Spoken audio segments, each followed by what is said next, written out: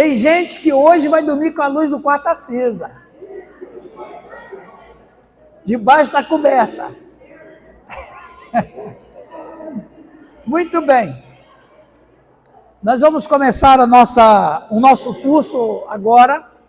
Eu gostaria de saber hoje de noite, quem está aqui pela primeira vez que não veio a semana passada? Levante a mão, por favor.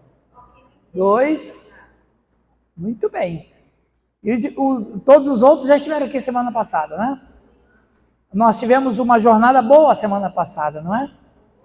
E hoje vai ser boa também. E hoje eu vou cozinhar o cérebro de vocês. Mas vamos orar, pedir a bênção de Deus sobre nós. Senhor nosso Deus, obrigado por esta noite que o Senhor Deus nos concede. Por esse tempo precioso que temos de estudar a sua palavra. E dá para todos nós compreensão. O assunto que nós vamos falar hoje, ó Deus, também é um assunto muito, muito duro. Sangue de Cristo esteja nesse lugar. Os anjos do Senhor estejam ao redor desta congregação para impedir toda obra maligna, Senhor.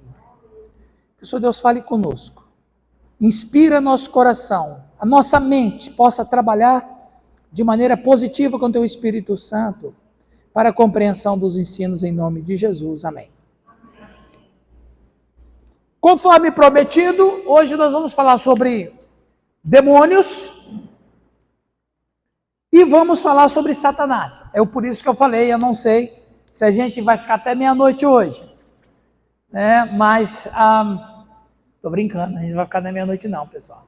Até 11 horas, pelo menos. Muito bem, eu gostaria que vocês abrissem a Bíblia no Evangelho de Mateus, Mateus capítulo de número 12, versículo 43 a 45.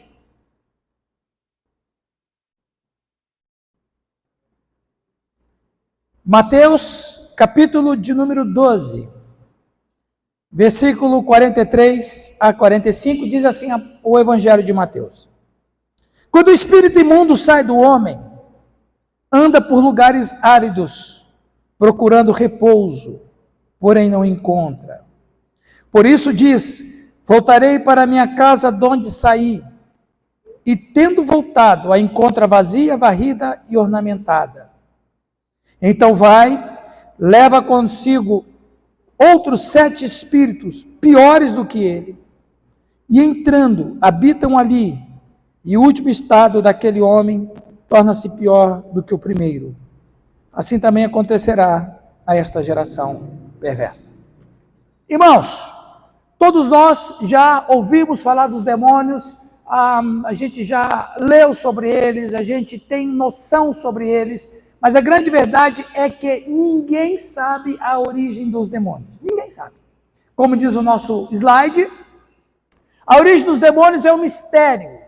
É importante esclarecer que os anjos caídos, eu preciso que a tua mente esteja bem aberta. É importante esclarecer que os anjos caídos e os demônios são seres diferentes, embora ambos sejam seres malignos. Os demônios carecem de uma estrutura física como a dos seres humanos. Por isso estão em constante busca de corpos para habitar. A primeira questão que eu quero tratar com vocês, eu sei que está no nosso imaginário coletivo que os anjos caídos, daqui a pouco vamos falar sobre eles, que os anjos caídos e os demônios são os mesmos seres. E a primeira coisa que eu quero dizer para vocês e afirmar para vocês que não tem nenhuma relação.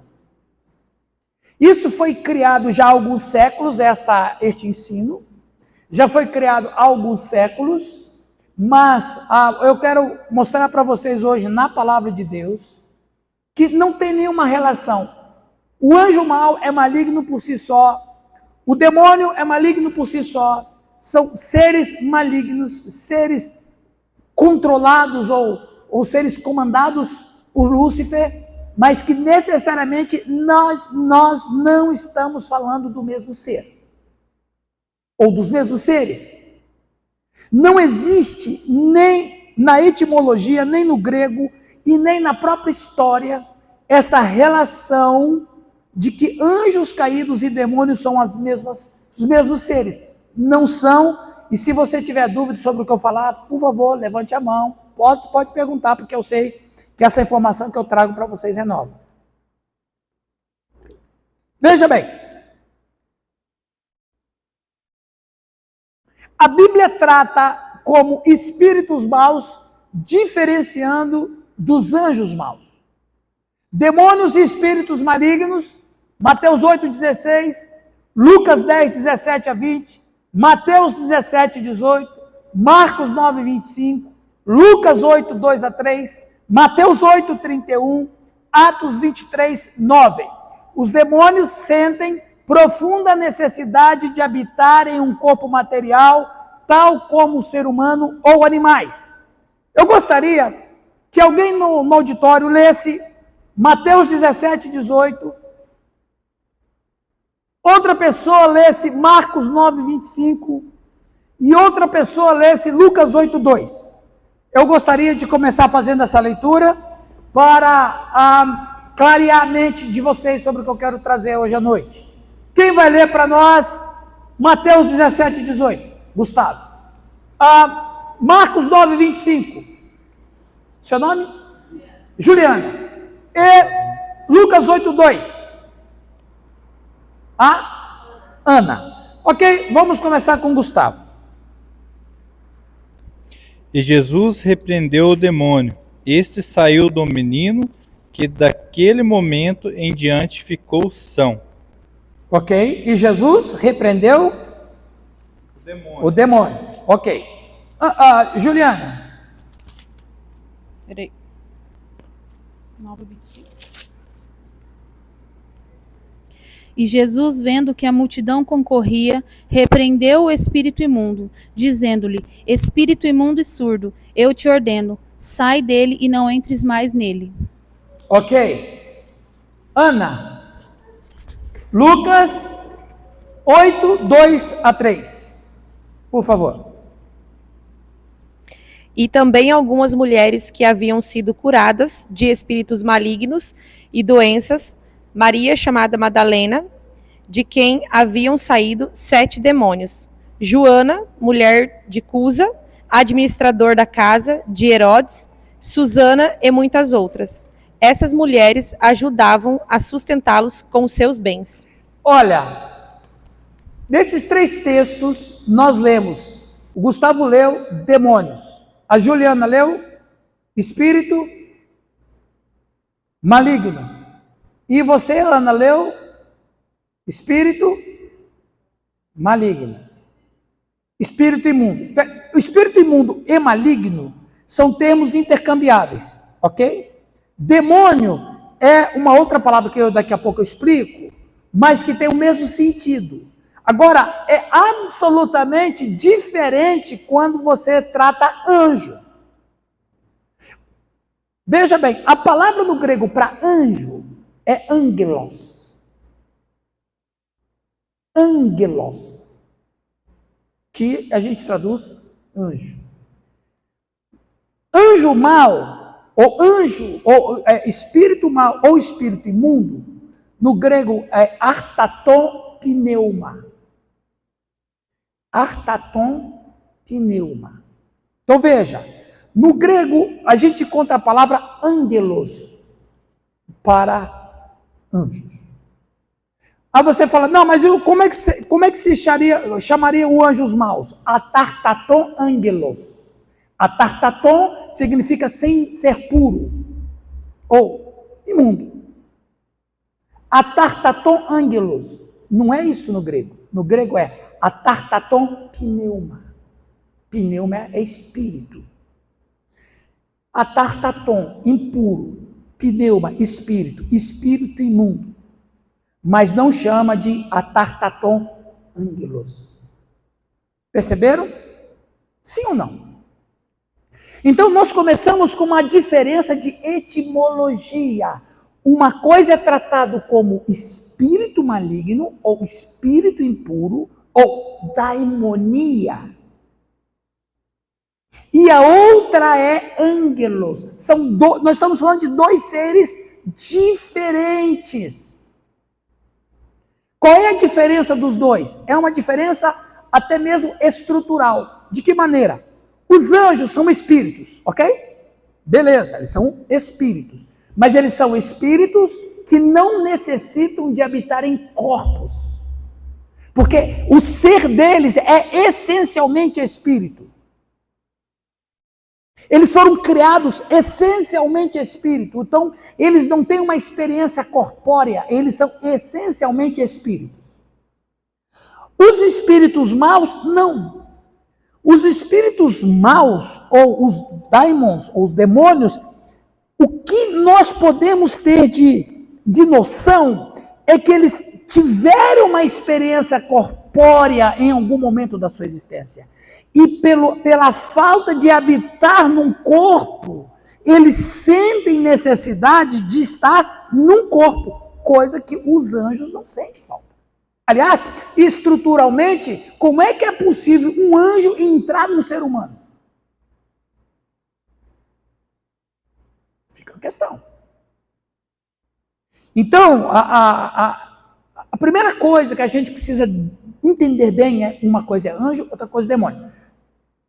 Atos 23, 9. Quem gostaria de ler? Atos 23, 9. Esse versículo é chave para a gente entender bem o assunto. Levanta a mão que eu vou levar. Ok, a bispa ali pediu que quer ler. Preste atenção no que vai ser lido agora em Atos 23, 9. E houve um grande clamor, e levantando-se os escribas, que eram da parte dos fariseus, contendiam, dizendo: não encontramos nenhum mal neste homem, mas se algum espírito ou anjo falou com ele, não lutemos contra Deus. Mas se algum espírito ou anjo. Então esse ou significa que nós estamos falando de outro ser. O texto não vai dizer, não sabemos se foi demônios e espíritos. Não fala isso. O texto fala, não sabemos se foi espíritos ou anjos. Perfeito isso aí. É perfeito. Então o próprio texto em Atos vai dizer que uma questão é o angelos e a outra questão é o pneuma. O próprio texto faz diferenciação entre um ser e outro. Perguntas? Fica à vontade. Ok, se você tiver pergunta, o pastor Lucas vai levar até você. Quando a gente olha os textos da Bíblia que fala de anjos, bons ou maus, não existe nenhum texto da Escritura, seja Antigo ou Novo Testamento, que fala que o anjo entrou em alguém. Vai dizer que o anjo se apareceu como ser humano. Mas nunca que o anjo entrou no ser humano. O anjo, quando vai conversar com a Maria, o texto fala que o anjo apareceu a Maria. O anjo apareceu para Pedro. O anjo apareceu para Daniel. O anjo apareceu para João. Então, as evidências que a gente encontra nas Escrituras falando de anjos é que eles sempre se apresentam ou como seres alados, como pelo profeta Isaías, como o profeta Ezequiel, ou apresentam em forma humana. Mas nunca você vai encontrar um texto dizendo que alguém ficou possuído por um anjo. E aqui está uma coisa interessante. No Novo Testamento, a gente vai encontrar textos que dizem que foi possuído pelo Espírito. Mas nunca que foi possuído por um anjo. Sim.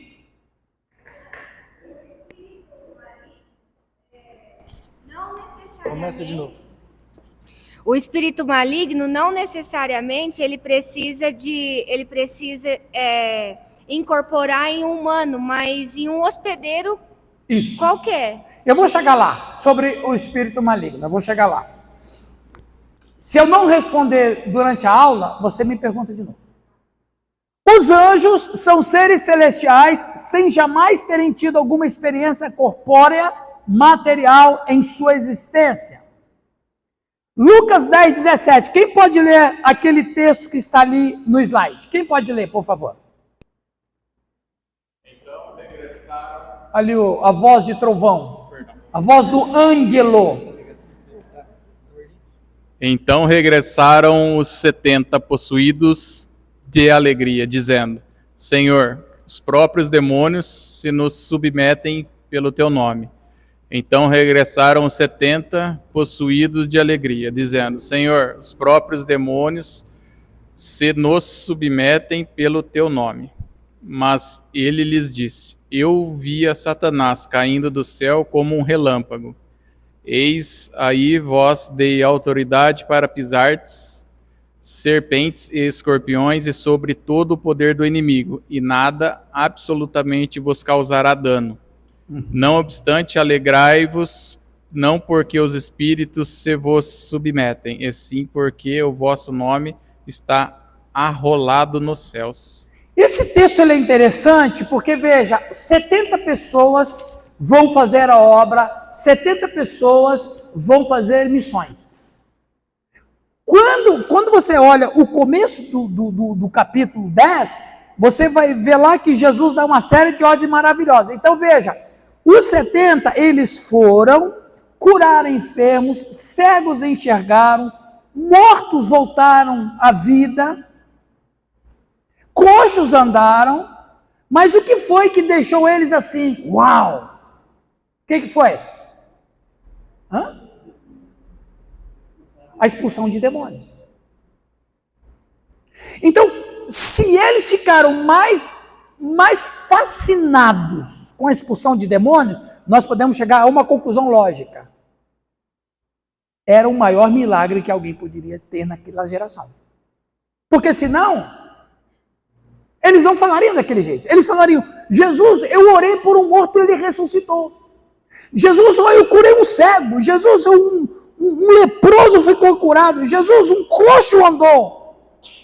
Isso é um milagre. Não. Mas o que foi a obra mais fascinante? Os demônios obedeciam ao comando deles. E isso é interessante, isso revela o quê? Que o maior pesadelo que Israel tinha era a possessão de demônios, e do jeito que o texto trata, a possessão de demônios era uma coisa impossível de ser curado. Por isso que o endemoniado gadareno, ele ficava como? Como é que ele ficava? Acorrentado, amarrado, manietado, porque a única coisa que eles podiam fazer era segurar uma pessoa com espírito maligno. Eles não havia um poder que pudesse tirar esse espírito. Aí os 70, quando eles expulsam os demônios, para eles foi um milagre mais tremendo. E quando Jesus diz assim: eu vi Satanás caindo do céu como relâmpago, na verdade foi uma exortação de Jesus. A gente pega essa fala dele, a gente descobre uma coisa fantástica, mas na verdade Jesus está dizendo para eles assim: cuidado com o orgulho, viu? Satanás caiu por causa disso, porque eles voltaram orgulhosos. Senhor, os demônios nos submetem. Olha. Então, viu, pessoal? Quando alguém vem falar alguma coisa boa que fez, você fala desse: olha, Jesus disse que ele viu Satanás cair do céu, viu? E Satanás caiu do céu. Qual foi o pecado de Satanás? O orgulho. Então, quando eles voltam orgulhosos, Jesus já diz assim: Satanás caiu por causa disso. E quando Jesus termina de ouvir o relatório deles, ele conclui dizendo que tem coisa mais interessante do que expulsar demônios. Qual é? Tem o nome no livro da vida. Então eles ficaram tão fascinados com o exorcismo que esqueceram que tinha coisa mais interessante. Ok? Então vamos adiante. Mateus 8,16, ficou apagado ali, né? Chegada a tarde, trouxeram endemoniados, muitos endemoniados, e ele meramente com a palavra expeliu os espíritos e curou todos que estavam doentes. Marcos 5,12, e os espíritos imundos rogaram a Jesus dizendo, manda-nos para os porcos. Lucas 8,33, tendo os demônios saído do homem, entraram nos porcos e a manada precipitou despenhadeiro abaixo. Mateus 17,18 já foi lido. Mateus 9,25, vendo Jesus que a multidão concorria, repreendeu o espírito imundo, dizendo-lhe, espírito mudo e surdo, eu te ordeno, sai deste jovem e nunca mais tornes a ele. Lucas 8,2, e que também algumas mulheres que haviam sido curadas de espíritos malignos e de enfermidades, Maria Madalena, do qual saíram 7 demônios. Ali também fala sobre expelido demônios, né? Esse aqui eu acabei de ler e eu vou fazer uma reflexão com vocês sobre ele. Esse aqui é um teólogo, no livro dele A Natureza dos Anjos, James West. Ele vai dizer, os anjos são incorpóreos e invisíveis. Eles são espíritos, eles não têm corpos. A palavra incorpóreo significa sem forma ou substância material. Os anjos parecem ter algum tipo de corpo, mas um corpo abstrato, espiritual, místico. Alguns dos estudiosos judeus da igreja primitiva descreveram os anjos como tendo corpos arejados ou ígneos, de fogo. Na maioria das vezes, eles permanecem invisíveis à nossa visão humana. Como seus corpos não são compostos de uma substância material como os nossos, os anjos não sabem o que é adoecer, envelhecer ou morrer, e eu acrescentaria reproduzir. É comum que espíritos malignos morem no corpo de animais terrestres. No Evangelho de Marcos 5,12 é relatado o momento em que seres malignos pediram permissão a Jesus para morar em alguns corpos. Os anjos caídos, por outro lado, são criaturas que habitavam com Deus no céu e que foram expulsos do seu lado por se rebelarem contra o seu Criador. Então veja, os anjos quando foram criados de maneira absolutamente espiritual e no céu. Eles não têm contato ou não tinham contato com a terra. Se eles não têm contato com a terra, eles não têm necessidade física. Vocês estão entendendo? Não há uma necessidade física dos anjos, ou bons ou maus. Eles não têm anseio por nada físico, porque a estrutura natural e até mesmo o local onde eles foram criados não dependiam de ter um corpo físico ou uma experiência corpórea. A Bíblia mostra a possessão de espíritos malignos, e com certeza os anjos maus são espíritos malignos. Mas não temos uso intercambiável de anjos e espíritos malignos ou demônios da Bíblia. Os anjos não têm corpos. E os demônios são espíritos, é uma palavra mais próxima, desencarnados, por falta de uma palavra melhor. Desencarnados significa que eles perderam o corpo que já tiveram. Não vejo isso sobre anjos na Bíblia. Você não entende ou você não enxerga nas Escrituras que os anjos almejam estar num corpo ou desejam habitar numa pessoa. Você não vê isso. Não existe nenhum texto bíblico que leva a gente a ter essa noção. Aqui eu falei para vocês, né? Demônios e espíritos malignos sentem profunda necessidade de habitar em corpo material, tal como o ser humano ou animais. Ali tem uma palavra em grego que eu falei, a katarton pneuma. E Mateus 12 é o texto em que eu trouxe para início. Vamos voltar para Mateus 12, por favor? Todo mundo, outra vez, Mateus capítulo 12.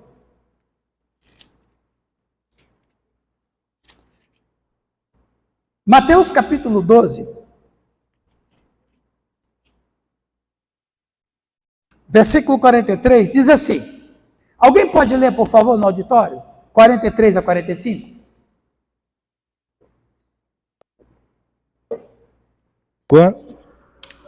Quando um espírito imundo sai de uma pessoa, passa por lugares áridos, procurando descanso, mas não encontra onde repousar.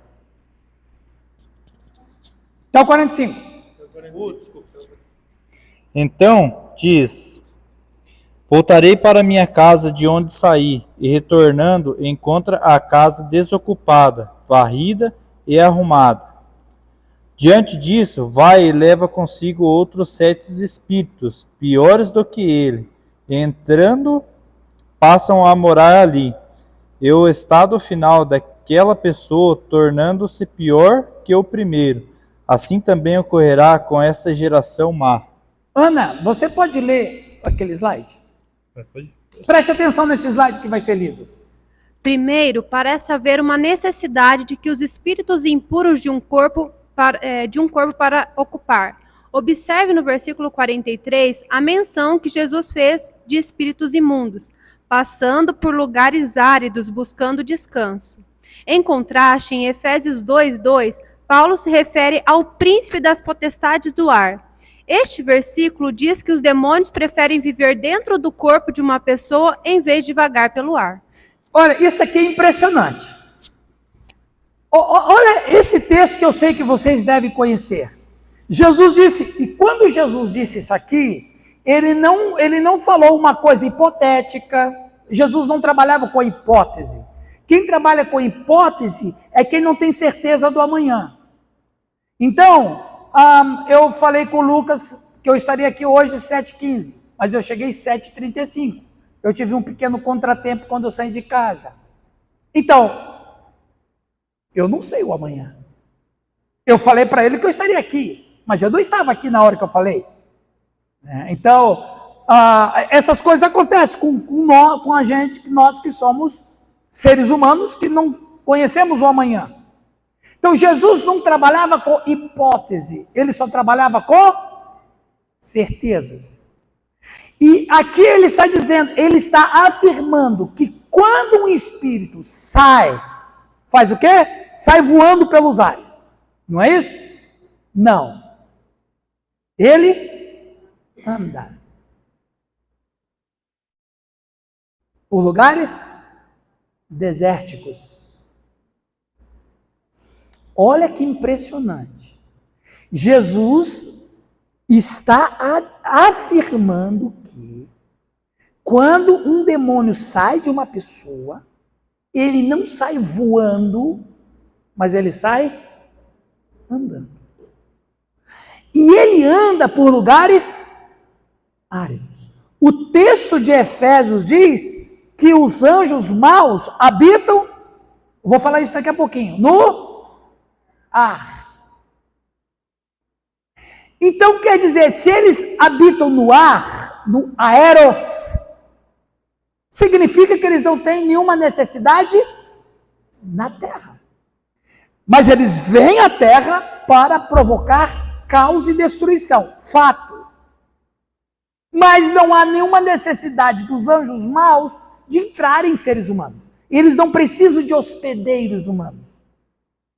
E Jesus nesse texto vai dizendo o quê? Que então quer dizer que, quando ele diz assim, quando o espírito imundo sai do homem, é porque ele viu isso acontecendo muitas vezes. Quando o espírito imundo, a catartom pneuma, sai do homem, ele anda, vagueia por lugares áridos. Então aqui a gente começa a entender nesse texto que por onde que o demônio anda? Por lugares desérticos. É a figura, é o habitat natural deles. Continuando. No próximo slide, quem gostaria de ler? Alguém de cá gostaria de ler? Qual é o teu nome? Anina? Karina. Por favor, Karina, leia esse slide, por favor. Este versículo está, portanto, dizendo a você que existem níveis de maldade ou níveis de crueldade, mesmo entre os próprios demônios. Em outras palavras, alguns demônios serão mais cruéis e mais malignos do que alguns dos outros. Os demônios mais fracos até falarão dizendo que iriam facilmente sem lutar muito, mas não podem porque os demônios de alto escalão e mais poderosos os punirão, se não tentarem ficar e lutar o máximo que puderem. Olha que esse texto é fantástico. Esse texto é revelador, Cleverson. Jesus está dizendo e afirmando que ele, quando sai do homem, anda por lugares áridos e quem ele encontra? 7 espíritos piores. Então, o que Jesus está dizendo é que existe um nível de maldade entre eles. Existem os demônios maus e os bons. Brincadeira, não tem demônio bom, né? Existem os demônios maus e os menos maus. Agora, percebem aqui, isso é impressionante. Ele sai, anda por lugares áridos, ele volta para casa onde ele saiu. O que ele encontra lá? Vazia e arrumada. Por que ele não entra? Por que ele vai buscar 7 piores do que ele? Vocês já pararam para pensar isso no texto? Se ele não entra, é porque, como ele é um demônio menos cruel, há demônios muito mais cruéis do que ele, é como se ele estivesse debaixo de uma ordem.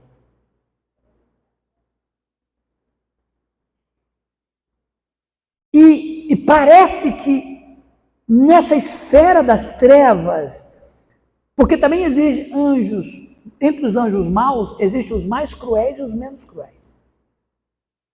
E nessa hierarquia demoníaca, os demônios mais baixos da hierarquia parece que trabalham para os mais poderosos. E ele encontra a casa vazia e ele não entra. Você observa que ele não entra. Ele volta para os lugares áridos e leva, e como se ele estivesse dizendo assim: pessoal, a casa está beleza. E o texto vai dizer, aqui, Jesus está dizendo aqui, que os espíritos piores do que ele, e entram, ele parece que não entra. Ele não entra. Quem entra são 7. Impressionante essa fala de Cristo. Extraordinária. Aqui, Jesus começa a descortinar o mundo espiritual das trevas para nós. Como que eles funcionam. E às vezes, por exemplo, eu já tive 8 experiências de exorcismo. Eu não quero ter nunca mais, graças a Deus, a última vez tem 12 anos. É uma experiência que é horrível, eu não gosto. Mas às vezes existe aquele demônio que está na pessoa e ele não sai de lá, não é porque o cristão que está fazendo o exorcismo é fraco, é porque há casos de que ele sabe que se ele sair de lá, os que são mais cruéis do que ele, vai acontecer alguma coisa com ele. Então ele resiste o máximo que ele puder no hospedeiro. Que é como que se eles estão no hospedeiro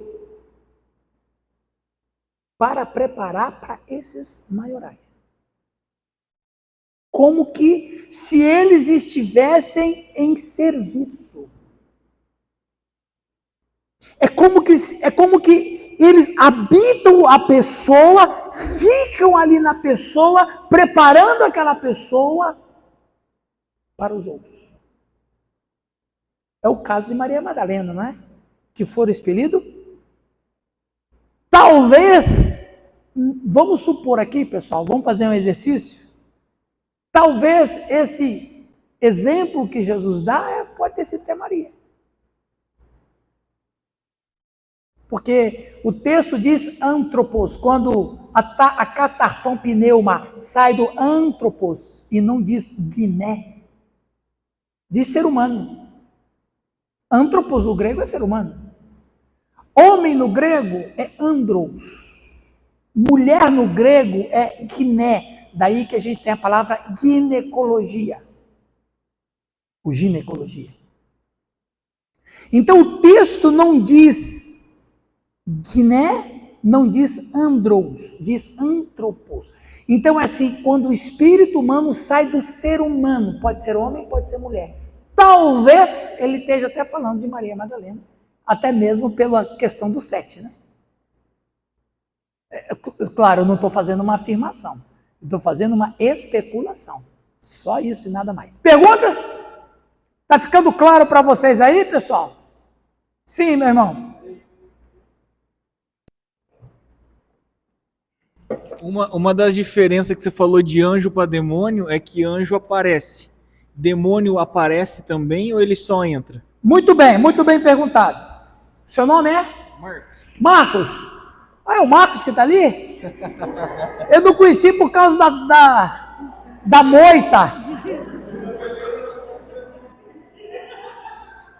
Porque, eu não conheço por causa da moita, né? Mas tá bom. Viu, Marcos? É o seguinte. O que move a gente a acreditar e aprender é o texto. O texto, quando se refere a anjo, ele refere a vendo.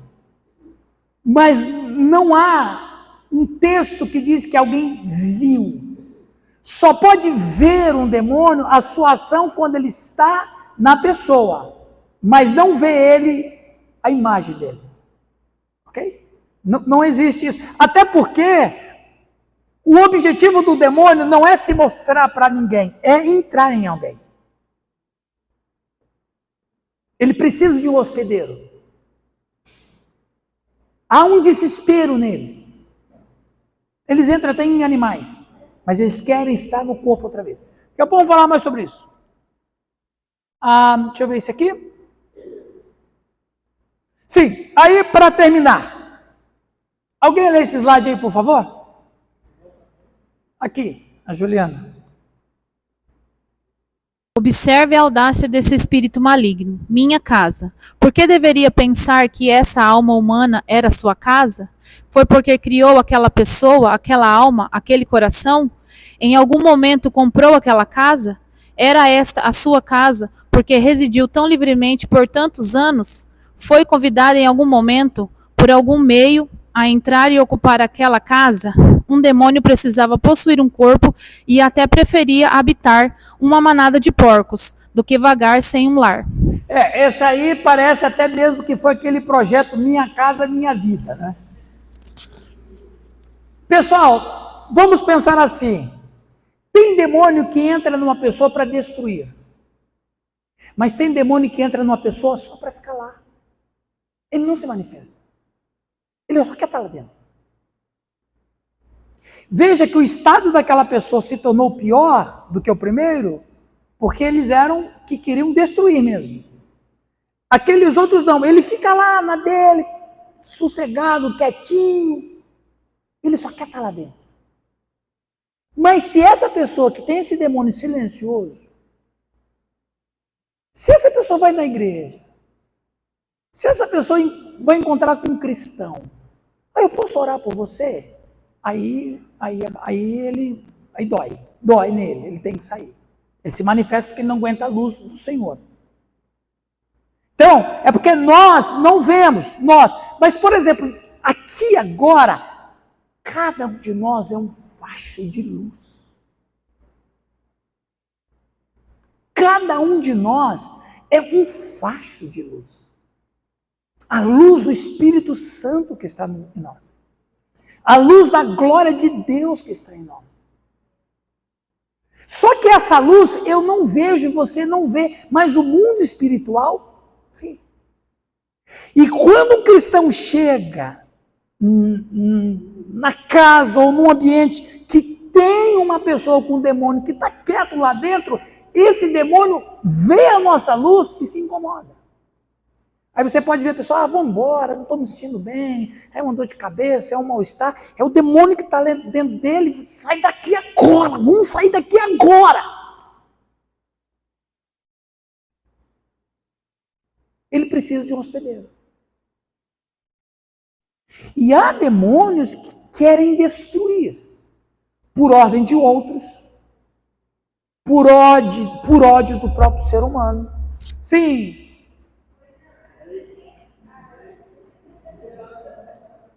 Pode falar. Sempre teve os crentes mais antigos, quando o demônio ele manifestava, aí a gente falava, fulano estava endemoniado no culto e manifestou. Só que do jeito que você está falando, parece que o demônio agora ele não se manifesta mais, só quando ora, né? Uhum. Então qual é a diferença de endemoniado para uma pessoa endemonizada? Ou é a mesma coisa? Na verdade, por exemplo, o demônio se manifesta se ele for provocado pela luz que eu acabei de falar, pela oração, pela uma leitura bíblica. Se ele for provocado muito fortemente, ele se manifesta. Mas ele procura o máximo não se manifestar. Então, o que acontece com a pessoa que está com um demônio nela? Ela sente mal, ela sente vontade de sair, sente vontade de ir embora, dá dor de cabeça. Algum mal físico se apresenta para que a pessoa saia de lá. Depois acaba, a pessoa não tem doença, não tem nada. Agora, há aquelas pessoas que não estão possuídas, porque, gente, a possessão não é o caso que começou a orar, não, a pessoa está possuída, só que ela nem sabe. É igual o câncer. Quando a pessoa sentiu dor que vai no médico, é que o câncer já está tomando conta de tudo, mas ele já estava lá fazia tempo. Ele estava quietinho, trabalhando. Ele estava quietinho lá, crescendo na pessoa. Quando a pessoa sente dor, porque ele já tomou conta de tudo. Então, por conta, fulano foi possuído pelo demônio. Não, ele já estava, fazia tempo. Ele só se manifestou agora. E há pessoas que estão sob influência demoníaca, mas necessariamente não estão possessas. Por alguma razão.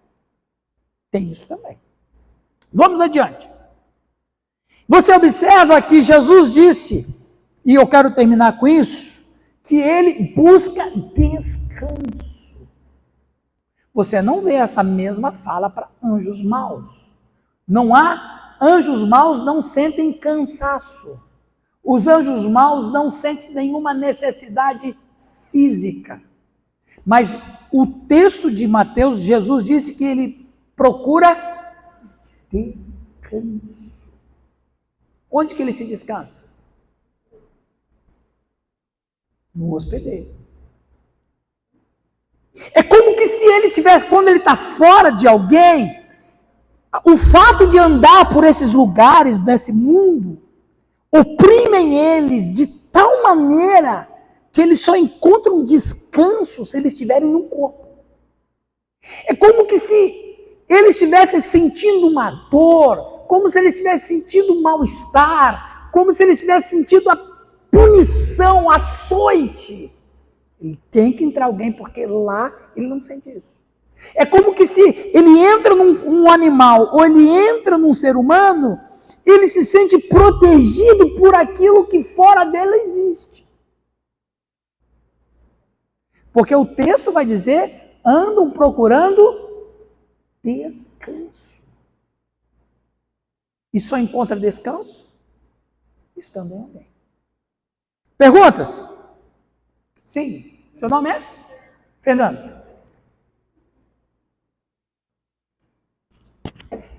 E qual é a brecha para ele entrar ou ele não precisa de brecha para entrar na pessoa?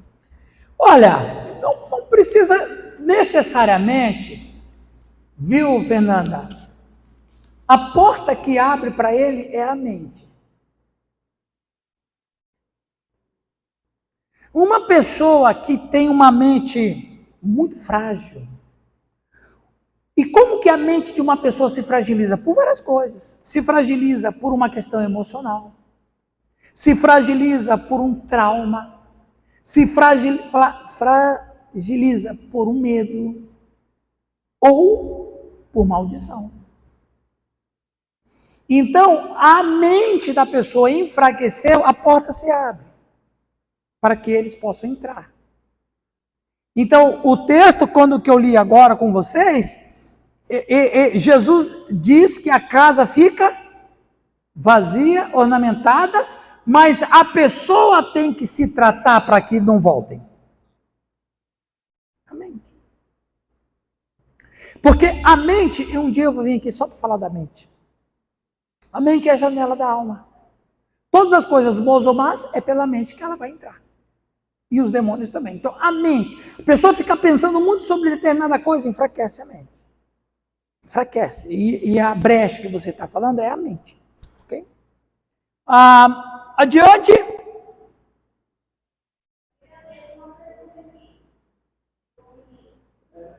Deixa ele fazer a pergunta. Faça você a pergunta.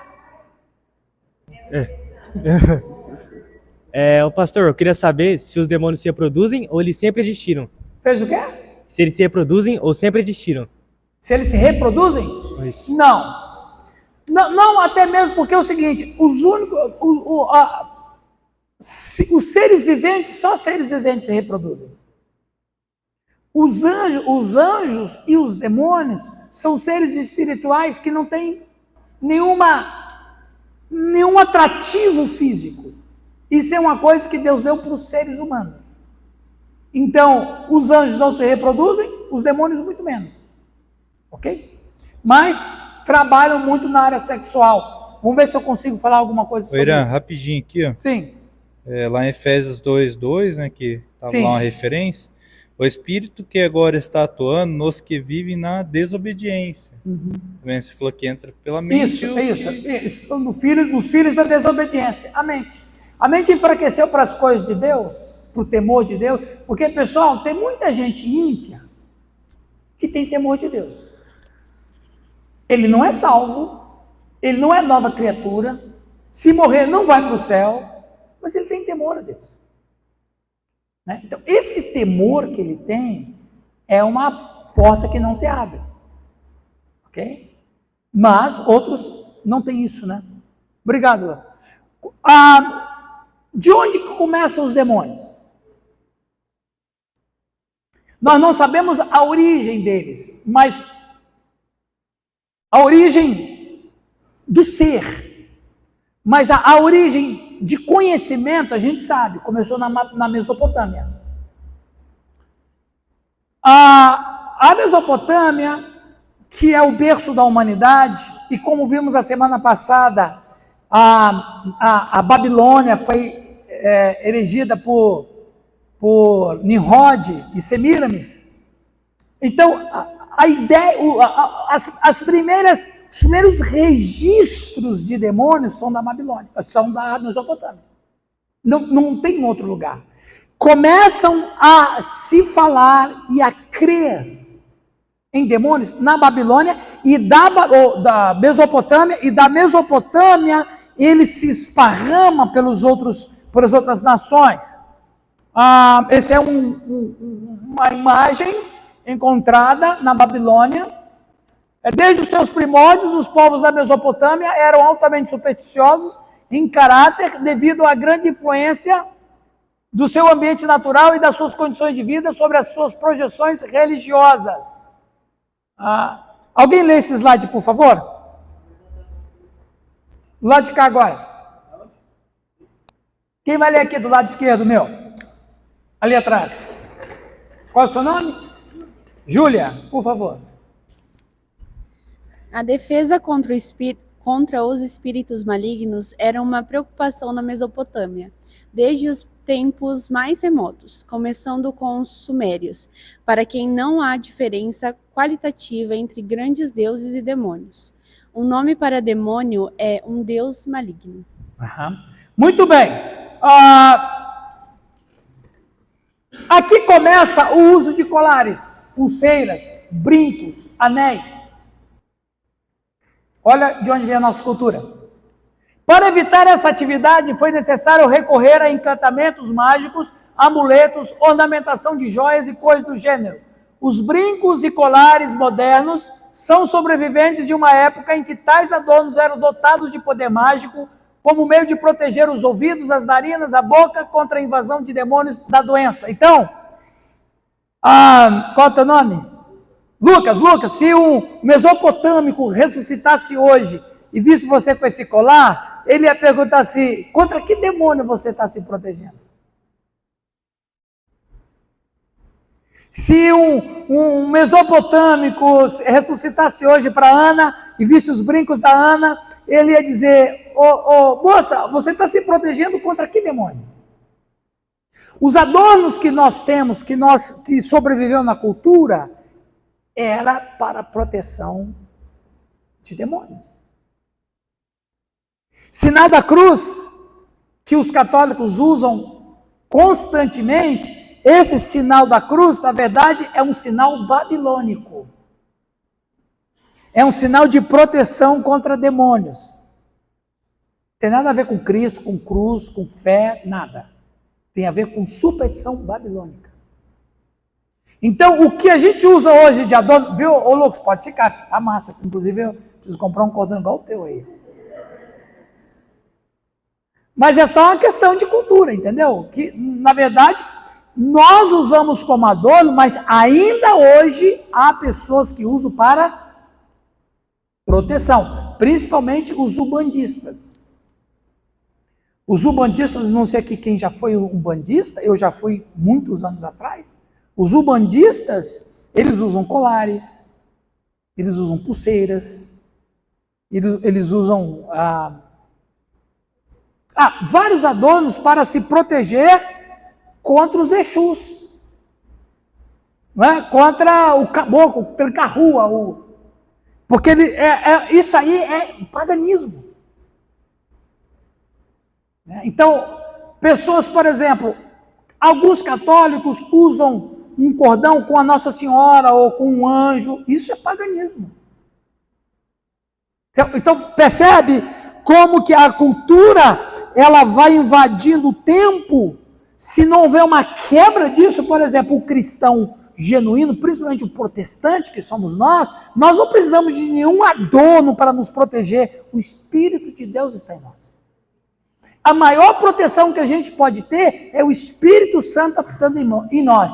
E para dar aquela ideia, além do Espírito Santo em nós, tem os anjos que estão nos protegendo. E mais, dentro da esfera espiritual, os anjos são infinitamente superiores aos demônios.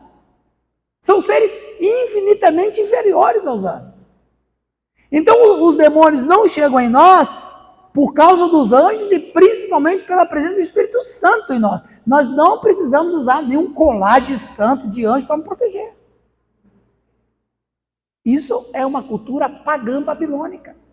E é de lá que vem. Porque, por exemplo, quem é que... Vamos voltar ao Lucas 10. As pessoas ficam endemoniadas. O que a gente vai fazer? A gente não tem que fazer nada. Então vamos amarrar o cara. Mas quando eles vão lá e expulsam, uau! Porque qual era a única maneira que eles tinham? Ou era amarrar as pessoas ou usar adornos. Veja, a proteção dos caras estava num colar, meu.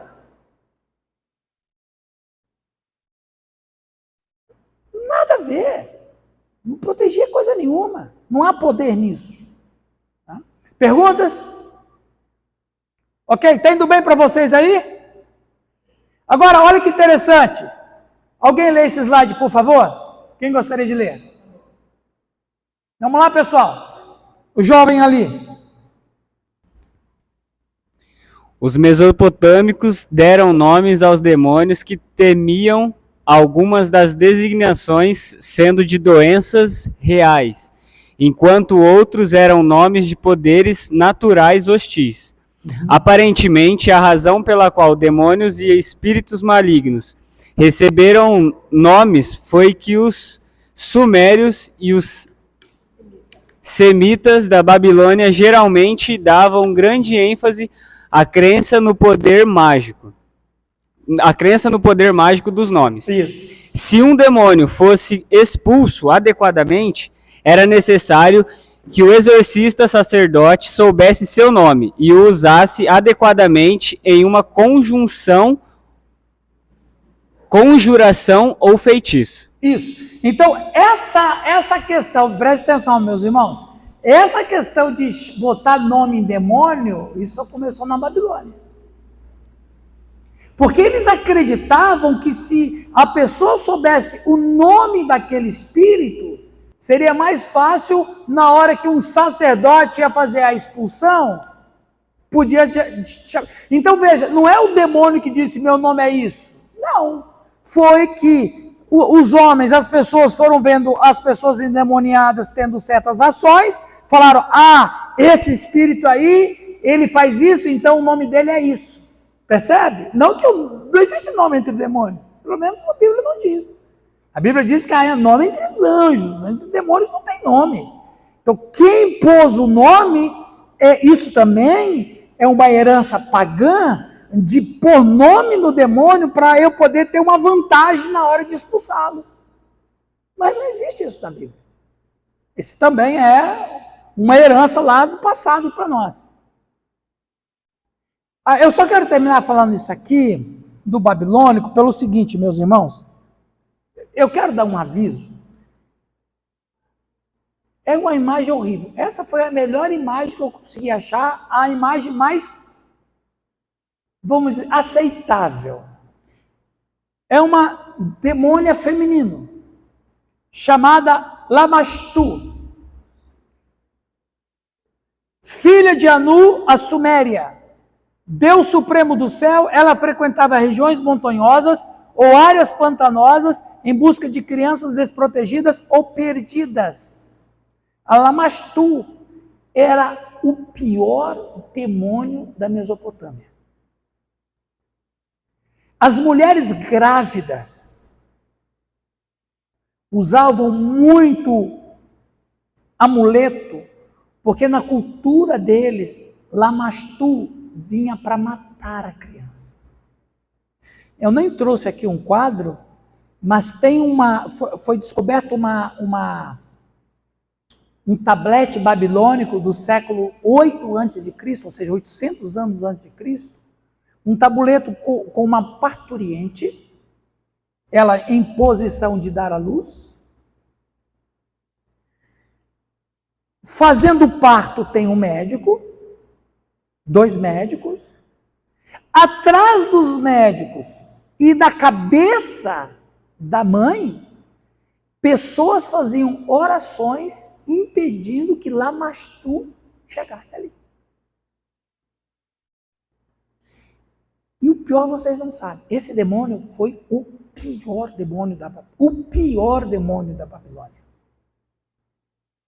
Eu descobri que tem uma banda de rock chamada Lamashtu. E como que pode? É coisa horrível isso aqui.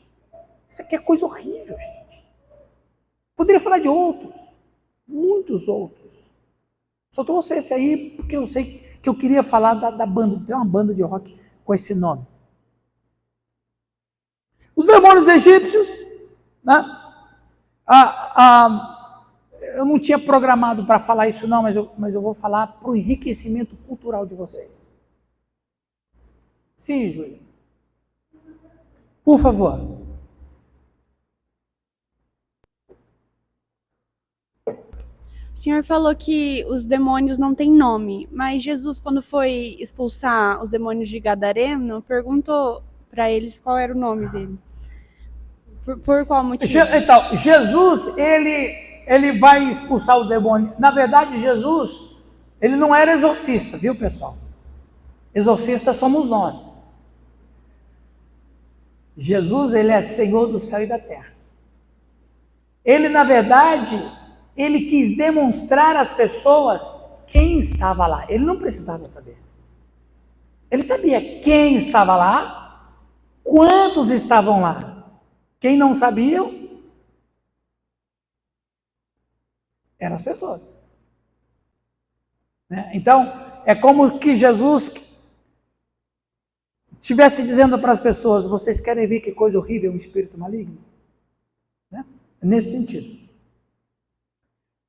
Sim. Olha como Como que as pessoas ficam tão impressionadas com os demônios? Olha, o que eu estou falando hoje, gente, é riqueza cultural, viu? Você não escuta isso em qualquer lugar, não. Você não... Agora você sabe. Bom, a origem do ser do demônio eu não sei. Mas eu sei a origem de como começou a crença nele. Aonde que começou? Na Mesopotâmia. Com quem? Nimrod, beleza. E essa crença era muito comum até na Idade Média. Havia uma crença que havia demônios femininos chamados súcubos. Que, claro, isso aí era o imaginário, né? Mas eles acreditavam que tinham demônios chamados súcubos, que eram demônias que vinham ter relações sexuais com os homens enquanto eles estavam dormindo. Né? E, ao contrário, também tinha os íncubos, que eram demônios masculinos que vinham ter relações sexuais com mulheres para que elas produzissem filhos demônios. E eu achei interessante, quando eu estudei sobre isso, muitos anos atrás, quando eu estudei sobre isso, eu fiquei assim, eu conheço essa história. E eu lembrei dos titãs. Por exemplo, Perseu. Vocês assistiram aquele filme lá, como é que é? Você que assiste Sessão da Tarde, como é que é? O Perseu, a mãe dele era humana e o pai dele era Zeus. Olha o exemplo de íncubus aqui. Íncubus, súcubus é o que está embaixo, súbio. É o que está em cima. E veja que coisa interessante, na mitologia grega, nós estamos cheios disso. Vamos chegar na Grécia. Nós estamos no Egito. Egito? Rapidamente vamos chegar. Por que eu quero dar ênfase na Grécia? Porque o Novo Testamento é escrito em grego. Boa parte da cultura do Novo Testamento vem da Grécia. Mas vamos adiante. Então eu vou até pular os egípcios, porque os egípcios eram fraquinhos com os demônios. Eles queriam muito mais era vida após a morte. Demônio para eles não era muito interessante, mas tal como acontece com os povos do Antigo Oriente Próximo, os egípcios acreditavam na presença de uma multiplicidade de demônios contra os quais poderes da magia não tinham que ser organizados para que tudo não fosse apagado por suas influências malignas. Né? Aqui tem um detalhe interessante. Alguém lê esse slide, se puder ler?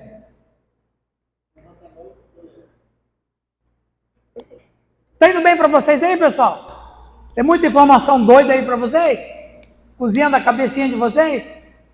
Vamos lá, Juliana. Como na Mesopotâmia, a incidência de doenças eram geralmente atribuídas a demônios, que roubavam à noite a forma inerte do dorminhoco para trazer dor, febre e talvez até a morte. Acreditava-se também que os demônios habitavam o próprio ar. Daí a necessidade de fumigação periódica de templos e palácios, especialmente por ocasião de um funeral.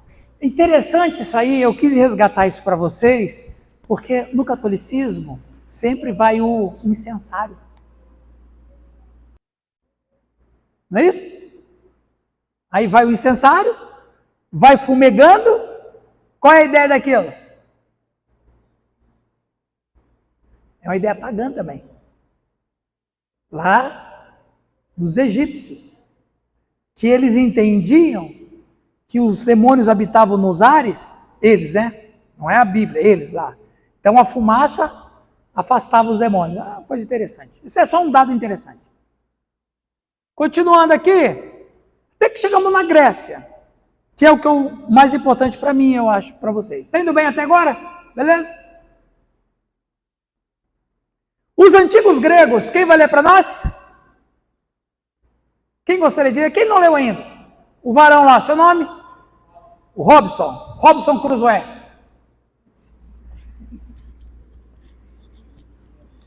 Os antigos gregos usavam a palavra daimon para se referir a deuses, especialmente deuses menores ou seres sobrenaturais intermediários, bem como as almas dos mortos.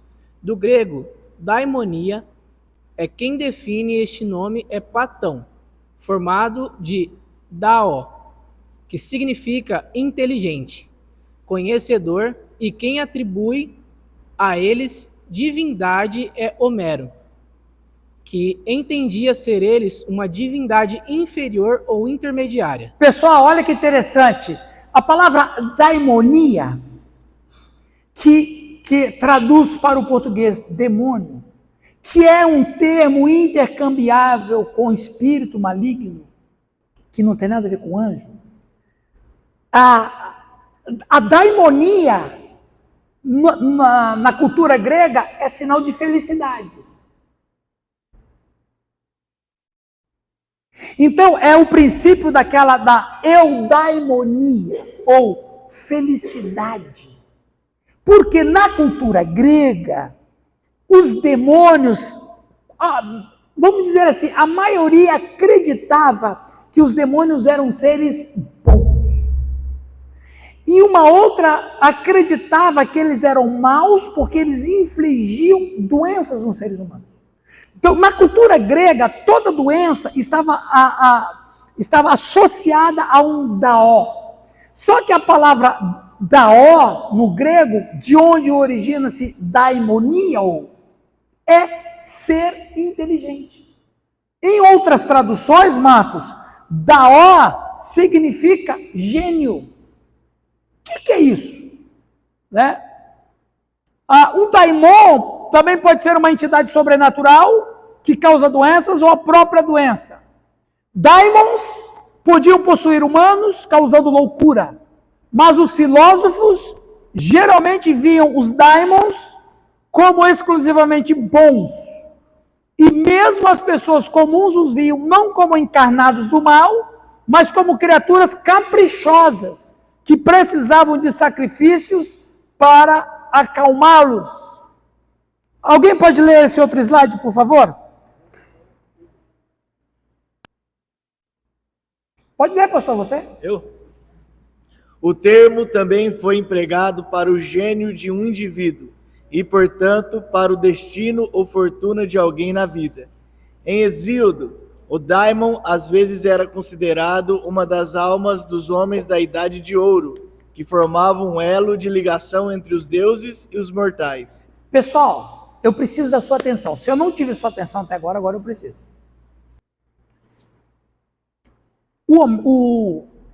O Hesíodo, o historiador Hesíodo, e isso é muito popular na cultura grega. Alguém que já é professor de história? Tem professor de história aqui? Não. Havia uma crença, veja bem, e daí eu quero que você pense outras coisas. Havia uma crença que houve na Terra uma época em que os seres humanos viviam numa eterna primavera. Não tinha dor, não tinha doença, não tinha envelhecimento.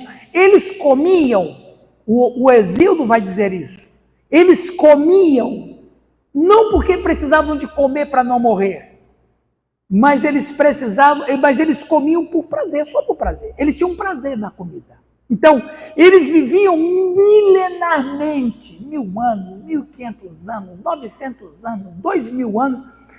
Então é chamado época de ouro. Então, na época de ouro, os seres humanos viviam uma eterna primavera. O planeta, ele tinha uma temperatura agradável, não era frio, não era calor, era uma temperatura assim maravilhosa, tudo era perfeito. Tudo era perfeito. Eu quase que estou lembrando de uma passagem bíblica. Quase que o Hesíodo parece que está acertando. Do que ele está falando? Do Jardim do Éden. É época de ouro. Então, o Hesíodo, ele dividiu a época dos homens em 5 épocas. Época de ouro, época de prata, época de bronze, época de ferro e época dos heróis. Bom, eu não vou entrar em detalhes aqui, porque é muita coisa. Deixa eu começar com ouro. Mas à medida que aí aconteceu alguma coisa, os deuses não aprovaram os seres humanos e eles começaram a morrer. Vocês viram isso em algum lugar? Então o ser humano começou a cair na sua qualidade de existência. Quando chegou na era dos heróis, que é a era onde tem doença, é a era onde tem guerra, é a era onde tem dificuldade, é a era onde tem tudo com imperfeição. E esses homens que eram da época de ouro, que morreram, eles vinham ajudar os homens da época dos heróis para ajudá-los a desenvolver o progresso humano. Por isso que eles são chamados de Dao, ou gênio, ou seres inteligentes, ou como os filósofos todos diziam, seres bons. Porque os espíritos desses que morreram, esses que pertenciam à época de ouro, porque era uma época assim tão perfeita em tudo, que a inteligência era perfeita. Então eles vêm ajudar os homens dessa era. É dessa palavra, daimonia, que o texto no Novo Testamento está dizendo. Em outras palavras, nós estamos falando do mesmo ser, só com uma diferença. Eles não são bons. Eles não são bons. Olha que interessante. Isso aí não quero não. Olha o que os filósofos e os matemáticos falavam sobre os demônios. Alguém pode ler esse slide, por favor? Quem vai ler? Tem que apertar? Tales de Mileto, que todas as coisas estão cheias de deuses. Pitágoras, que todo o ar estava cheio de almas, que eles descreveram em termos de demônios e heróis. E Heraclito, o caráter e o demônio de cada homem, verdadeiro gênio orientador dentro de cada homem era a alma. Platão, que os demônios são as almas dos mortos, assim como os seus contemporâneos, serviam como intérpretes entre os deuses e os homens. Aristóteles, que todos os homens possuem demônios que os acompanham sistematicamente ao longo da vida. Qual era a ideia que eles tinham sobre os demônios? Bons. Agora, olha que interessante. O Pitágoras, ele foi para o Egito. Ele ficou 10 anos no Egito. O que ele foi fazer no Egito? Ele foi se aconselhar com demônios. Ele foi lá pedir ajuda para os demônios. Quem eram os demônios da cultura do Pitágoras? As almas dos homens da época de ouro. Curiosamente, depois que ele voltou do Egito, ele descobriu um teorema que ficou famoso. Teorema de Pitágoras. Interessante isso aí. Interessante. Eles buscavam a ajuda dos demônios para ajudar o progresso da humanidade, ou na filosofia, ou na matemática, ou na astronomia. Ok? Estamos terminando. Na Bíblia. Demonologia na Bíblia. A religião oficial de Israel contrasta fortemente com o politeísmo contemporâneo no papel atribuído aos demônios, que na Bíblia é praticamente nulo. A magia foi proibida entre os israelitas desde os primeiros tempos, pois já a mais antiga coleção de leis, o livro da aliança, contém o mandamento: não tolerarás uma feiticeira. E Saul expulsou os praticantes da necromancia da terra. Calamidades e doenças na cultura judaica não eram de demônios, mas do Senhor. Haverá mal em uma cidade e o Senhor não fez? Amós 3,6. O espírito maligno que perturba Saul é um espírito maligno da parte do Senhor. 1 Samuel 16:14. Antes do cativeiro babilônico, os judeus não acreditavam em demônios e nem no diabo. Após o cativeiro, ao estudar a filosofia do Oriente, foi muito admirada pelos judeus e eles passaram a considerar as pessoas possuídas como possuídas pelo mesmo espírito que aqueles que seus vizinhos consideravam possuidores. Isso aqui é muito importante, eu falei disso semana passada. O judeu não acreditava em demônios e nem no próprio diabo, porque eles não acreditavam que existia esses deuses, só tinha um Deus. Inclusive, eu dei esses dois exemplos. Vamos ler isso aqui? 1 Crônicas 21:1, 2 Samuel 24:1. Duas pessoas, por favor, rapidamente, que estamos encerrando. Duas pessoas, por favor. Quem vai ler 1 Crônicas 21:1? A bispa. E 2 Samuel 24:1, quem vai ler? Quem vai ler? A irmãzinha lá. Qual é o teu nome? Margarete, segundo Margarete. Samuel, tá? Margarete, segundo Samuel, vou ler Crônicas, tá? Pode ler primeiro lá. 1 Crônicas 21:1. E Satanás se levantou contra Israel e incitou Davi a enumerar Israel. Isso. Agora, 2 Samuel 24:1.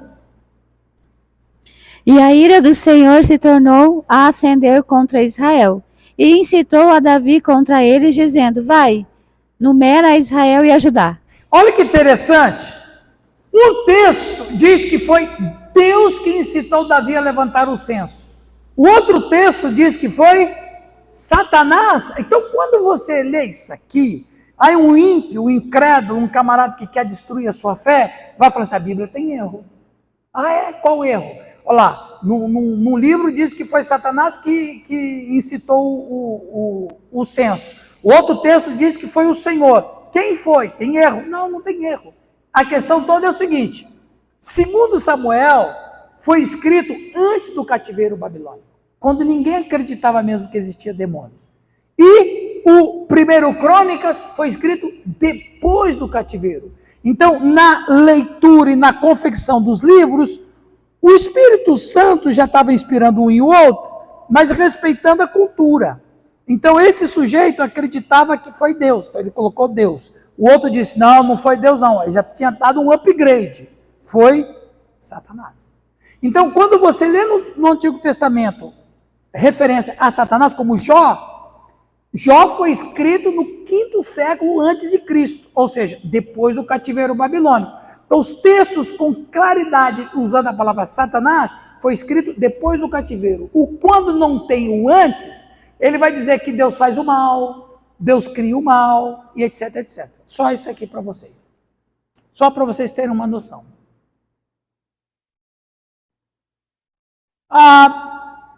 Já falei isso aí. Já falei isso aqui também praticamente. Para terminar, agora para terminar mesmo. Quantos slides tem aí, pastor? 3? Quantos? Não dá, né? Ok. Então, qual é a origem? Vamos terminar com isso aqui, e a semana que vem eu falo de Lúcifer, ok? Vamos terminar com isso aqui. Qual a origem dos demônios? Desliguei aqui? O cabo. Isso, voltou. Alguém pode ler para nós isso aqui, por favor? Jovem mancebo ali. Espíritos desencarnados de uma raça pré-adâmica. Uma teoria popular é que os demônios são espíritos desencarnados de alguma raça que existia antes de Adão, seres espirituais separados dos anjos caídos. Argumenta-se que os demônios existiram em outro lugar e época em forma corporal, mas agora são espíritos desencarnados em busca de corpos para possuir. As seguintes escrituras são usadas para apoiar essa teoria. Mateus 12 e Marcos 5. Obrigado. Outra hipótese. Quem vai ler para nós? Pode ser a Dia aqui. Ah, tá ali, depois você lê a outra. Ah, ela tinha pedido antes, ok. Espíritos dos mortos. Alguns acham que os demônios são os espíritos desencarnados dos mortos do mal. Eles estão vagando pelo reino dos mortos em busca de corpos para habitar. Essa visão não tem suporte bíblico. É contradito pela história que o Senhor contou sobre o homem rico e Lázaro. Isso. Quando o homem rico morreu, ele estava no mundo invisível em um lugar chamado Hades, aguardando julgamento. Ele também foi informado de que não poderia voltar a este mundo. Os espíritos dos mortos malignos vão para o Hades, o mundo invisível, esperando o juízo final. No julgamento do grande trono branco, eles, assim como o Hades, são jogados no lago de fogo. Isso. E a última hipótese, alguém lê para nós? Quem que falou que ia ler aqui? A Dia ali vai ler para nós, por favor. Descendência de anjos e mulheres. Existe a visão que sustenta que os demônios resultaram do relacionamento entre anjos e mulheres terrenas. Os demônios não existiam antes desse ponto. Essa visão considera Gênesis 6 como se referindo aos casamentos ilegais entre anjos caídos e mulheres humanas. Sua descendência foi o Nephilim, que alguns acreditam ser meio humano, meio angelical. Há muitos problemas com essa visão, não menos importante dos quais Jesus disse que os anjos não se casam. Isso. Essa é a última hipótese. Bom, nós temos 3 hipóteses sobre a origem dos demônios. Vamos começar pela última. Eu também não concordo com essa hipótese, porque anjo não tem aparelho reprodutor. Como é que ele vai casar com uma mulher humana e ter... Fora de cogitação. Segundo, que a Júlia, né? Karina leu, também não faz sentido. Porque a própria Bíblia diz que os espíritos, ou eles vão para o céu ou inferno, não tem um lugar por aqui. A primeira hipótese, veja, não estou falando de doutrina, eu estou falando de teoria. Teoria é uma coisa, doutrina é outra. A teoria, ela é apenas algo para ser estudado, para depois, se tiver evidência, se transformar numa doutrina. Então, por enquanto, ela é só uma teoria e vai ficar como teoria para sempre. Eu sou simpático a essa teoria e eu vou explicar por quê. A ideia que a gente tem é que, por exemplo, Deus criou seres inimagináveis. Deus criou seres... O céu está povoado de seres que a gente não tem noção. Porque a gente pensa assim que no céu tem anjo e o espírito dos cristãos que estão lá. É verdade. Mas há muitos outros seres. Os céus, irmãos, é povoado de seres que a gente não tem noção. A Bíblia mesmo diz que tinha um ser que andava que parecia uma bola, que tem olhos para todo lado. Tem outros seres que tem cara de anjo, cara de homem, corpo de ave. Então, os céus são povoados por seres inimagináveis. Então, o que diz essa teoria que eu acredito? Não vou dizer que eu acredito, eu vou dizer que eu flerto com essa possibilidade dessa teoria ter sido real. Assim, é como que... Eu precisava de tanto tempo para explicar isso, mas é como quando Deus criou. A Bíblia diz em Gênesis 1:1, no princípio criou os céus, Deus criou os céus e a terra. Do verso 2, alguma coisa aconteceu. E a terra era... Pronto, eu tenho que levar o seguinte: se Deus criou tudo, não pode ter criado uma coisa sem forma e vazia. Alguma coisa aconteceu que a terra se tornou sem forma e vazia. Porque no hebraico vai dizer tohu bohu, que significa se tornou. Então, quando a gente lê, a terra era sem forma e vazia, mas no hebraico ele vai dizer, a terra se tornou sem forma e vazia. Ora, se tornou sem forma e vazia, é porque alguma coisa aconteceu aqui. Concorda? Então, vamos imaginar. Então, Deus criou um mundo maravilhoso, os céus, a terra, o universo, o cosmos, tudo. Criou seres que povoou essa terra, mas não humanos. Porque Adão foi o primeiro humano.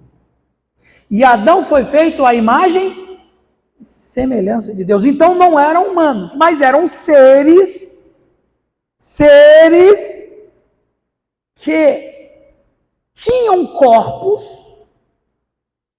tinham espíritos, mas não eram humanos, eram um ser. E que, de alguma maneira, foi cooptado pelo mal de Lúcifer. E como punição a eles, eles perderam os seus corpos, mas não perderam sua alma. Por exemplo, Adão, quando pecou, ele perdeu o quê? O corpo ou a alma? Perdeu tudo. Mas a alma. Talvez esses seres não perderam a alma, eles perderam o corpo. É como se fosse assim, o corpo que eles tinham fosse dissolvido, entendeu?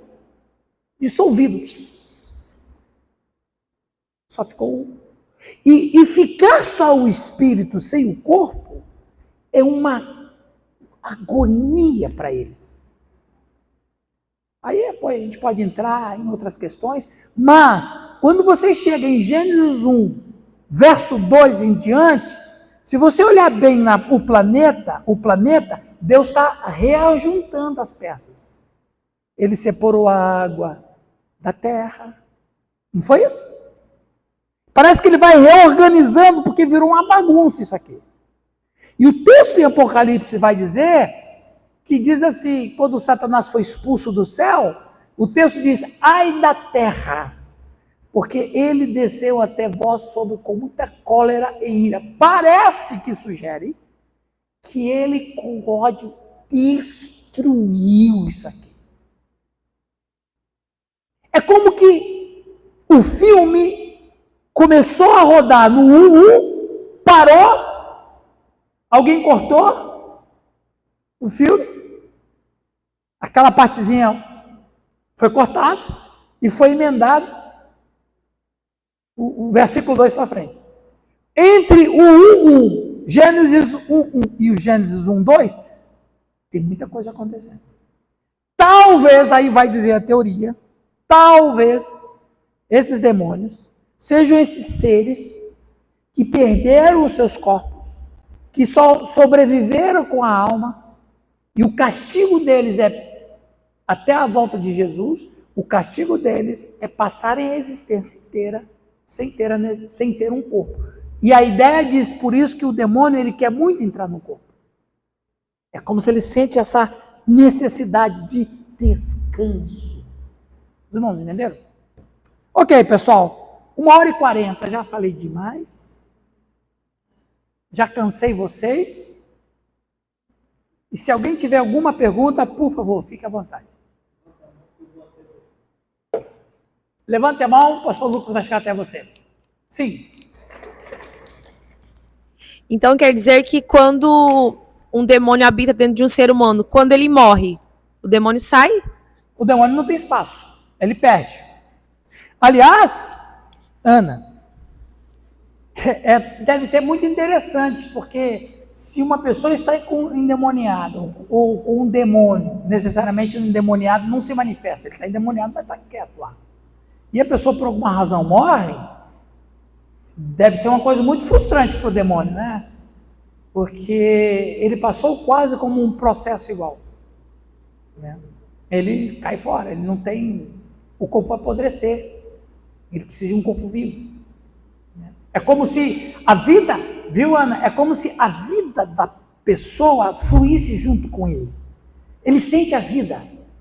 É como se eles precisam sentir a vida de novo, sentir na ponta dos dedos o que eles sentiam antes. A ideia parece que sugere isso.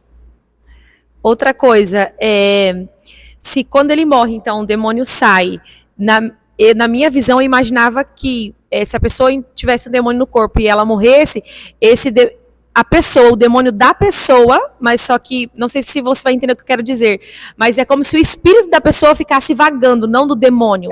Não, é como o espírito da pessoa fica calado, ele não se manifesta, porque o demônio ocupa a mente. Então, tipo, não existe esse negócio de... Porque se a próprio espírito da pessoa sai, a pessoa morre.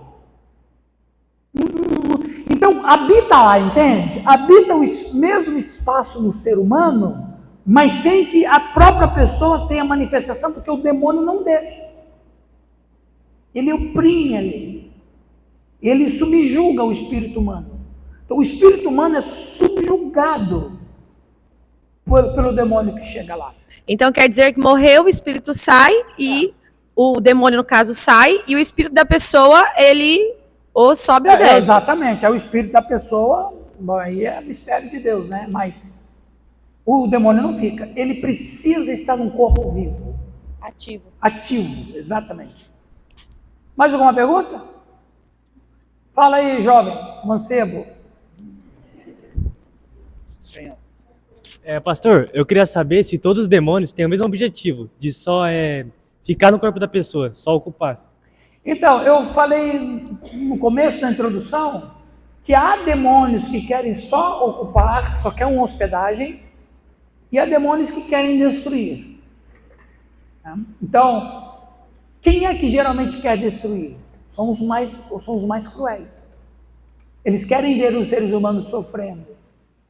Entende? Os outros que são menos cruéis querem simplesmente ter uma hospedagem só. Sim. Pastor, quando a gente escuta falar que fizeram um trabalho em outros centros espírita, que eles fazem um pagamento para o demônio para ele ir acabar com a vida da outra pessoa, é justamente para ele voltar à vida, né? Sim. Ali ele recebe um pagamento e ele vai atormentar uma outra vida. As pessoas que invocam demônios, inclusive a invocação de demônios, na Grécia, não era diferente de hoje. Na Grécia, eles tinham os oráculos, onde as pitonisas, as sacerdotisas, ficavam em transe, porque era assim. A pessoa chegava e falava bem assim, eu preciso vender o meu... É bem parecido com hoje em dia. Olha, eu preciso vender a minha casa. O que o Daó diz para mim? Porque ele é um cara legal, o Daó é gente boa, da cultura grega, né? Aí a pitonisa fazia suas orações, ficava em transe e o Daó chegava nela. É a mesma coisa que hoje. É o mesmo demônio sujo de sempre. Mentiroso de sempre. Só que aqueles lá falavam em grego, né? Os daqui falam em português. Falar em português, eu quero terminar com isso. O meu professor, antigo professor, hoje ele é aposentado, mora nos Estados Unidos. Olha que interessante. Ele foi atender um povoado aqui chamado Poema. Não sei se vocês já ouviram falar de Poema. Alvorada. Fica perto de Iretama. Eu fui pastor em Iretama e eu atendi esse mesmo povoado. Tinha uma igreja nossa lá e o pastor ia lá. Igreja antiga, hoje não existe mais, mas é uma igreja antiga. E lá, pessoal, lá em Poema, é um vilarejo, bem humilde, bem simples. Na época que eu era pastor lá, nem energia tinha. Faz tempo, hein? E um dia o pastor estava lá, na década de 70 foi isso. Uma irmã chegou assim, pastor, tem uma mulher endemoniada, lá num sítio tal. Aí o pastor, vamos lá. Esse pastor norte-americano. Aí, quando ele chegou lá e viu a mulher endemoniada, ele começou a orar, repreendendo o demônio. Pois, acredite, o demônio conversou em inglês com ele. E o demônio disse em inglês, I saw Jesus Christ dying in the cross. eu vi Jesus Cristo morrer na cruz. E ele fala, o pastor Connelly, ele fala que ele falou em palavras ritmadas. I saw Jesus Christ die in the cross. Eu vi Jesus Cristo morrer na cruz. Uma mulher analfabeta, falando em inglês. E aí ele começou a repreender, e o demônio falou em inglês com ele, eu vou sair daqui, mas eu sei onde você mora, eu vou matar a tua família. Mentira, né? E o demônio saiu mesmo, mas não matou a família dele, que morava aqui em Campo Mourão. Então veja, como você falou, é o mesmo demônio sujo de sempre, né? Então, eles são convidados a estarem para dar resposta a alguém, uma paixão, eu quero que fulano passe a ficar apaixonado por mim, eu quero que fulano morra, eu quero que eu me dê bem nesse trabalho, eu quero que eu passe no vestibular, enfim, são as necessidades do dia a dia, só que vão pedir auxílio para os demônios. Que é, veja bem, que é a mesma ideia dos gregos. Eles vêm para ajudar. Pelo contrário, eles vêm para escravizar e para destruir. Amém, pessoal? Muita coisa boa hoje, não é? E olha, eu procurei trazer para vocês coisa muito especial, porque na verdade, o pessoal que estuda comigo sabe, eu sempre quero trazer uma coisa equilibrada, racional, bíblica, sem neurose. Sem com esse negócio de cada esquina tem um demônio aí. Tem gente que é assim, né? Cada esquina tem um demônio. Comigo não. Então, eu falei para vocês de cultura, falei de filosofia, falei de história, falei de Bíblia. Olha que coisa legal. Foi uma coisa que levou para vocês informação. Agora vocês sabem quem são os demônios, a possibilidade, qual a origem deles, de onde que começou a crença neles, quem que abriu a porta para que eles pudessem estar na experiência humana, e chegamos até em Cristo e o que o Novo Testamento diz. E, lembrando, anjos maus, demônios, no final agora deu para perceber que tem diferença entre os dois, não é? Quando eu falar dos anjos na semana que vem, aí que vocês vão ver que tem diferença mesmo. Amém? Podemos orar? Senhor, obrigado por essa noite tão especial que tivemos aqui. Obrigado porque nós pudemos ouvir sem nenhuma perturbação do mal. E eu sei que os anjos do Senhor estavam ao redor desse lugar. Essa cidade tem demônio, Senhor. Tem demônio aqui. Mas aqui também tem a igreja do Senhor. A igreja que tem o poder de pisar serpentes e escorpiões. Eu quero orar, Senhor, que esses irmãos aqui possam ter autoridade mais e mais e mais sobre os demônios. E se precisarem deles, de qualquer um deles, eles têm poder suficiente para expulsar todo o mal. Assim, ó Deus, abençoe esses irmãos. Dá para todos nós uma noite tranquila de repouso e descanso. Em nome de Jesus. Amém. Amém? Boa noite aos irmãos. Até terça-feira, quando eu vou falar sobre Lúcifer. Ok? Deus abençoe, irmãos. Obrigado.